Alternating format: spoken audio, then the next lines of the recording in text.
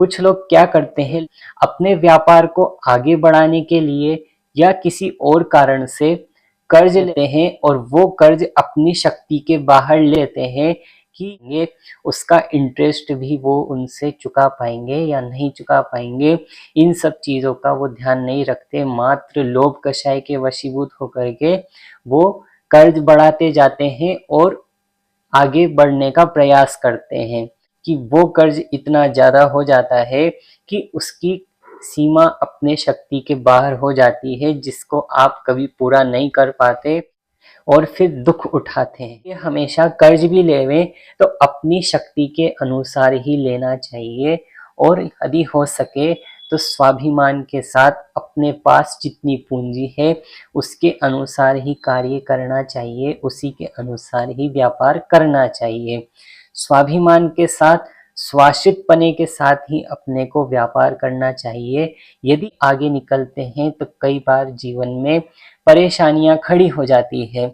इसीलिए मैं आपके साथ में शेयर करने वाला हूं कुछ इस तरीके की ही एक केस स्टडी।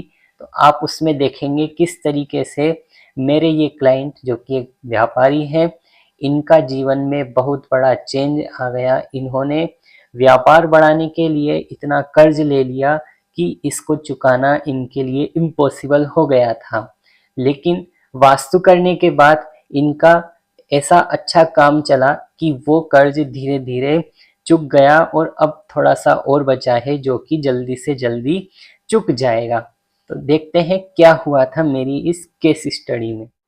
वास्तु के दो छोटे से ट्रीटमेंट कर देने से इनकी लाइफ में इतना बड़ा चेंज आया कि जिसकी इन्होंने कभी कल्पना भी नहीं की थी। यह व्यक्ति 3 साल पहले मेरे पास आए और मेरे से कहे कि मैं मेरी लाइफ में बहुत दुखी हो चुका हूँ, क्योंकि अचानक से मेरी ज़िंदगी में मुझे कर्ज लेना पड़ गया और वो कर्ज मेरी शक्ति के बाहर है। मेरी व्यापार में इतनी इनकम नहीं है कि मैं कभी इस लोन को चुका पाऊँ। मैं मेरे बेटे पे कर्ज छोड़ के नहीं जाना चाहता, नहीं तो ये मेरी जीवन का सबसे बड़ा दुख रहेगा। मैं इस लोन को चुकाने में समर्थ हो सकूं। मैंने इनके घर के मैप को जब ऑब्जर्व किया तो उसमें मैंने पाया कि इनकी जो मेन एंट्रेंस है वो N7 और N8 के पद पे आ रही है। N8 की एंट्रेंस का यह नेगेटिव इफेक्ट होता है कि वो व्यक्ति हमेशा कर्ज के ऊपर ही डिपेंड रहता है, कभी जीवन में अपना पैसा नहीं बना पाता, हमेशा दूसरों के द्वारा दिए गए उधार पैसों पर ही अपनी जिंदगी को व्यतीत करता है। ऐसा इस गेट का नेगेटिव प्रभाव होता है।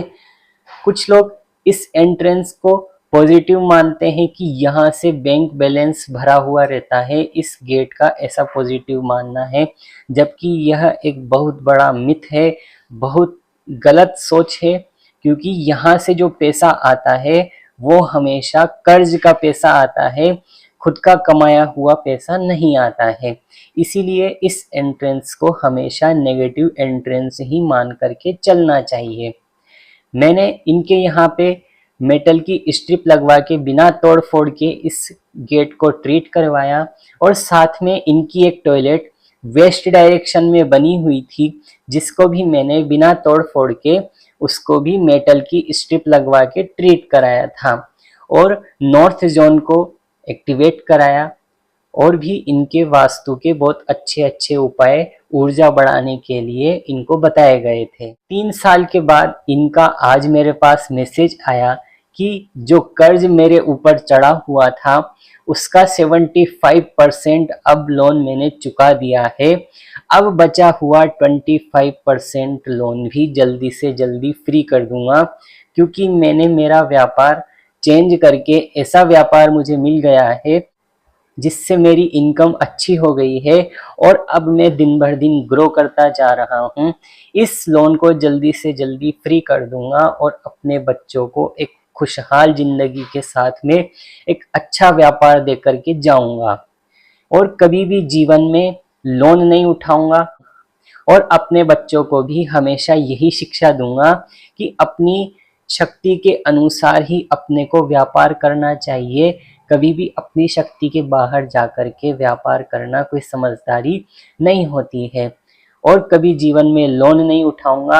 अपने पास से जो धन अर्जन होगा, मेरे व्यापार से जो धन अर्जन होगा, इसी से ही अपना व्यापार बढ़ाऊंगा, इसी से ही अपना घर खर्चा चलाऊंगा और इसी के ऊपर से ही सब कुछ करूंगा। तो देखा, वास्तु की छोटी छोटी गलतियां भी कितना बड़ा दुख दे देती है। इसीलिए हमेशा अपने घर को, अपने बिजनेस प्लेस को हमेशा वास्तु के अकॉर्डिंग बैलेंस करके जरूर रखना चाहिए और हमेशा वास्तु को फॉलो करना चाहिए।